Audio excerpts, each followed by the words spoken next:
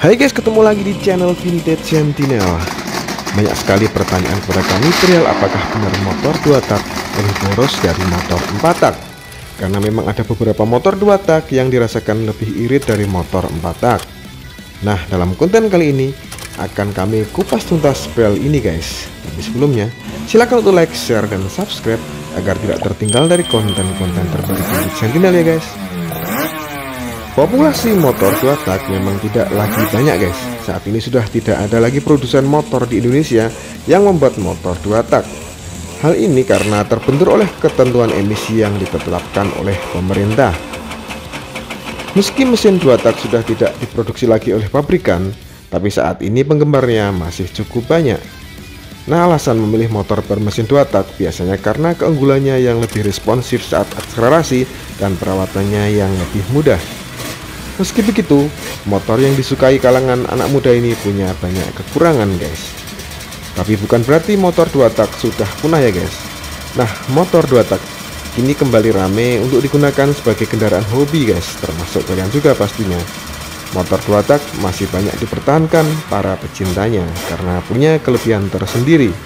Motor 2 tak dikenal lebih responsif dan bertenaga dibandingkan dengan motor 4 tak yang sekelasnya jika sama-sama pada kondisi mesin prima atau fit guys. Nah, motor 2 tak juga punya kekurangan antara lain boros bahan bakar guys. Mesin 2 tak boros karena hanya membutuhkan 2 gerak piston, yaitu naik dan turun untuk menghasilkan tenaganya. Jadi otomatis proses bahan bakar ke ruang silinder lebih cepat. Nah, makanya butuh asupan bahan bakar lebih banyak guys. Seperti namanya, siklus pembakaran pada mesin 2 tak hanya terjadi 2 langkah, sementara mesin 4 tak terjadi 4 kali langkah pembakaran. Langkah pertama pada mesin 2 tak dinamakan intake atau langkah hisap. Pada langkah hisap, piston akan turun untuk memasukkan campuran bahan bakar ke udara dan ke ruang bakar. Campuran udara yang masuk ke ruang bakar itu juga akan mendorong gas buang yang terjadi pada pembakaran sebelumnya guys. Jadi satu langkah piston terjadi 2 tugas bersamaan, yaitu langkah hisap dan langkah buang. Saat piston mulai bergerak ke atas, terjadi langkah kedua, yaitu langkah kompresi dan langkah pembakaran. Piston yang naik ke atas akan memadatkan campuran bahan bakar menuju ruang bakar dan juga sekaligus mendorong sisa gas buang menuju ke knalpot. Saat piston sudah mencapai puncak tertingginya, lubang intake dan lubang pembuangan atau exhaust akan tertutup dan terjadi pembakaran oleh api busi. Akibat ledakan ini, piston akan turun. Nah, gerakan piston yang turun ini sekaligus untuk mendorong campuran bahan bakar baru atau intake untuk pembakaran selanjutnya. Prosesnya hanya 2 langkah piston untuk menghasilkan 1 siklus pembakaran. Selain itu, kekurangan lain dari mesin 2 tak yaitu suhunya cepat panas. Suhu mesin 2 tak lebih cepat panas. Hal ini disebabkan karena posisi lubang buangnya berada di silinder atau buring guys. Nah, akibat tidak adanya katup yang mengatur bahan bakar masuk dan gas keluar, membuat pembakaran mesin 2 tak menjadi tidak sempurna.